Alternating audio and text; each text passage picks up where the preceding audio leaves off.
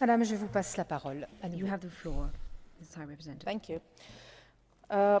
I'm thankful for the invitation to discuss the situation Merci in Ukraine in de m'avoir a invité moment à that is discuter de la particularly situation en important. Ukraine, Actually, à un I was moment thinking particulièrement if there were important. moments that were not particularly important on the situation in Ukraine in the last 11 months, 12 months, 13 months, Il y a probably les not. 13 derniers mois ont été particulièrement This gives importants me pour the l'Ukraine, nous le chance savons of tous. somehow reporting to you Et aujourd'hui, in vous plenary me permettez ainsi about de faire le point de the la work that situation avec is vous going on en at my plénière level sur les and also travaux of my recent déployés visit to actuellement à mon Ukraine. niveau, I mais également was pour rendre compte de ma visiting visite Kiev récente en on Ukraine, the 16th and 17th of December, le 16 et 17 so décembre, almost 1 month ago. donc il y a quasi un mois de cela. My messages there that Quel a I été also mon had the chance message then sur to place? share with the European Council Le on my way message back que were j'ai pu of partager the avec full support le of the Conseil European Union également. to the full J'ai tout le and soutien de swift l'Union européenne pour implementation mettre en of the place Minsk Protocol and Memorandum le and the protocole need et le for a mémorandum de credible Minsk. process of Et reforms nous avons dit and qu'il était essentiel que to les deliver réformes on public rapides expectations soient for an mises en improved place. way of Il y avait governance des and the EU's attentes en matière readiness d'amélioration to de la support and gouvernance assist this et process. que nous étions là, Now, tout disposés à actually, apporter in notre the last, soutien pour if you look ce processus, 1 year pour back, l'appuyer. Je voudrais que you nous would revenions not un an probably en arrière. expect, looking Il y a un an de inside cela, Ukraine, on to have new president, ne pensait new pas qu'il y aurait un parliament, nouveau a new président, nouveau government. parlement, nouveau This is gouvernement. to say that Tout we cela, also c'est have pour vous to give dire qu'il faut credit to the positive developments that tenir compte également des évolutions positives de l'Ukraine dans ces mois délicats et difficiles. Et je reviendrai dans ma présentation sur la partie est du pays. Mais j'ai rencontré les dirigeants ukrainiens en décembre. Nous avons parlé de la situation interne à l'Ukraine. Il y a de nouveaux dirigeants, relativement nouveaux dirigeants en Ukraine, avec un nouveau parlement et le président qui sont totalement engagés dans ce processus de résolution du problème, mais qui sont également engagés et qui sont conscients de la nécessité de réformes profondes dans leur pays. Il faut en prendre acte. Les réformes en Ukraine sont essentielles, tout d'abord pour répondre aux attentes et aspirations de la population ukrainienne. La population s'étant exprimée de façon très claire au cours des 2 dernières élections. J'ai rencontré les représentants de la société civile, des ONG, des activistes à Kiev, et j'ai été très étonnée, ce n'est peut-être pas le bon terme, mais j'ai vu combien les ONG, la société civile insistaient sur ces changements internes. Il y a des problèmes systémiques qui doivent être réglés, la corruption, la réforme institutionnelle, la centralisation. L'Union européenne peut apporter une contribution, mais le Conseil de l'Europe également et la Commission peuvent apporter leur soutien. Également la réforme du secteur de l'énergie, la réforme du climat pour les entreprises. J'ai rencontré les ambassadeurs de nos 28 États membres et j'ai été frappée par l'invitation de tous les 28 ambassadeurs de nos pays à Kiev qui nous ont dit nous appuyons l'assistance technique, mais dans le même temps, il faut créer un environnement favorable aux entreprises pour que nos investissements privés puissent continuer à se faire sur place en Ukraine. Alors la liste des réformes, elle est longue, elle est difficile, très difficile même, mais l'Ukraine nous trouvera à ses côtés dans ce processus. La semaine dernière, la Commission a proposé un 3e programme d'assistance financière, 1,8 million. C'est un nouveau signe de la solidarité de l'UE vis-à-vis de l'Ukraine et cela participe d'un effort international plus large. Bien entendu, cette aide est assortie de conditions. L'Ukraine fait face à une situation financière très difficile. Et bien entendu, nous n'émettons pas un chèque en blanc. Nous ne donnons pas un chèque en blanc à l'Ukraine. Et je compte sur le Parlement européen et sur son soutien pour que nous puissions boucler cette assistance. Mais introduire des réformes, c'est difficile lorsqu'il y a un conflit sur votre territoire, vous le comprendrez. Et je crois qu'il y a deux responsabilités que nous avons. La première est appuyer ou aider ce pays face au processus de réforme nécessaire dans ce pays. Secondo, travailler sur l'impact humanitaire du conflit. Je sais que cette question est cruciale pour vous. Et je pense que la communauté internationale doit partir du point de vue que cela doit être pris en compte. L'aide pour ceux qui restent et ceux qui partent doit être améliorée. Parce que c'est la communauté internationale qui doit agir, mais c'est également les autorités de Kiev qui doivent agir. Alors la question de l'accès aux acteurs de l'humanitaire, c'est une question qui doit être traitée. Il faut qu'il y ait une garantie. 32 millions d'euros ont été consignés par l'Union européenne en termes d'aide humanitaire et nous allons continuer notre aide. Et le cas échéant, nous allons poursuivre notre soutien. Alors il y a la question de la sécurité sur le terrain et le processus politique, c'est-à-dire les pourparlers en vue d'une solution au conflit.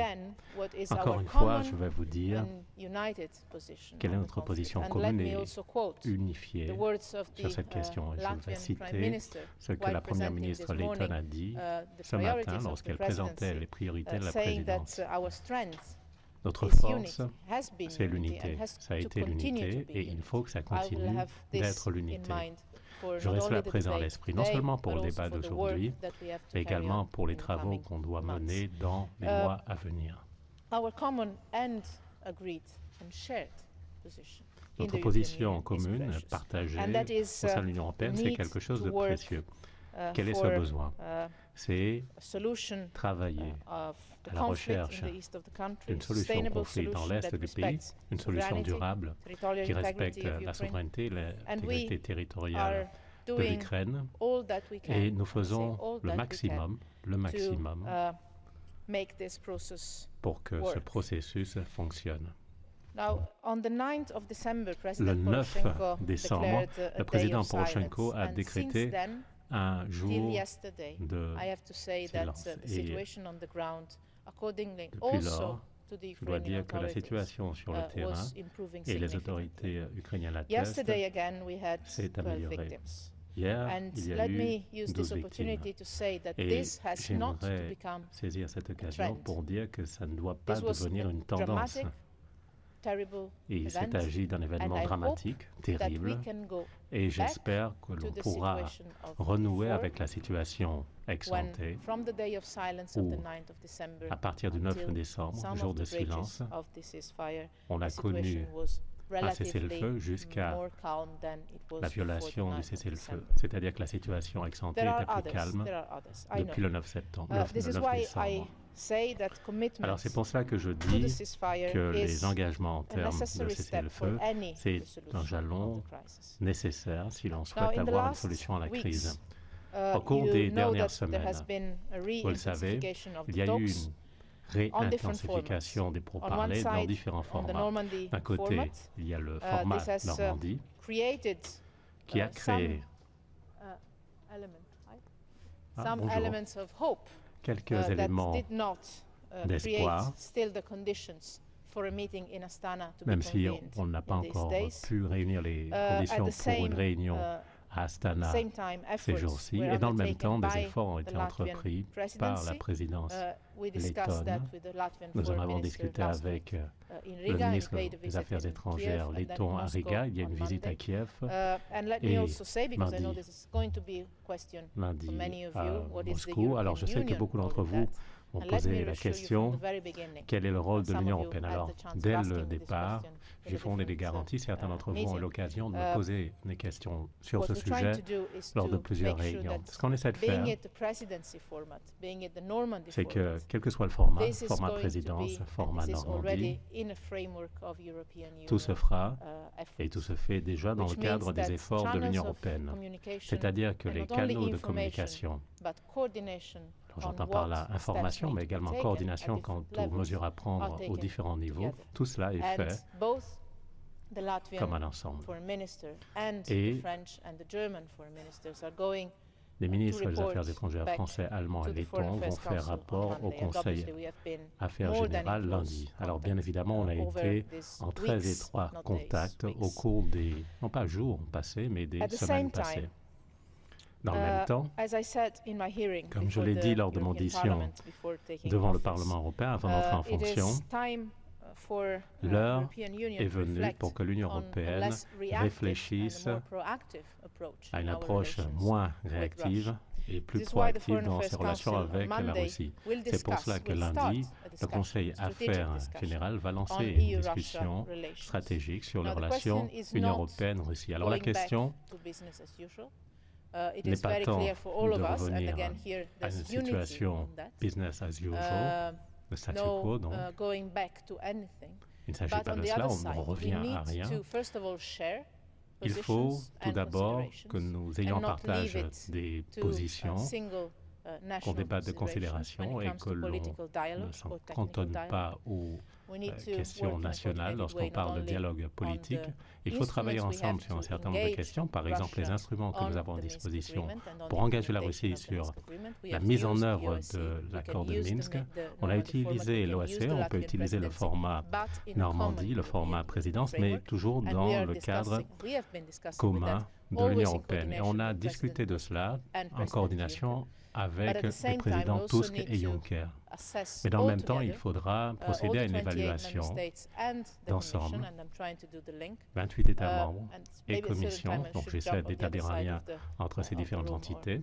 Alors peut-être qu'il faudrait que je chausse ma casquette de haute représentante côté Conseil, en plus ma casquette Commission.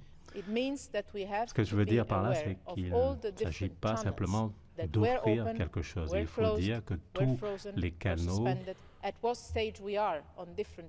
doivent être analysés. Est-ce que les canaux sont ouverts, fermés, où on en est?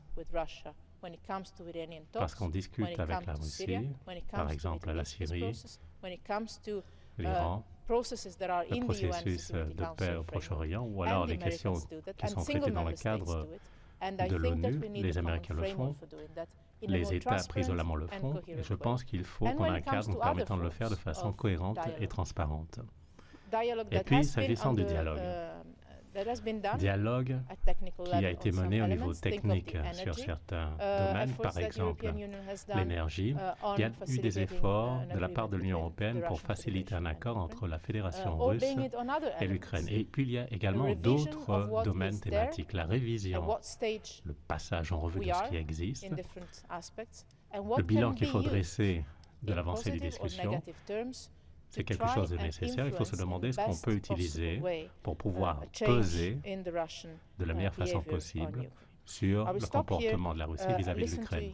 Alors, je vais m'arrêter là. Je vais attendre vos commentaires et questions, et puis je répondrai à la fin du débat. Merci, Madame. Nous allons commencer ce débat avec le groupe PPE et M. Saryusz-Wolski pour 2 minutes.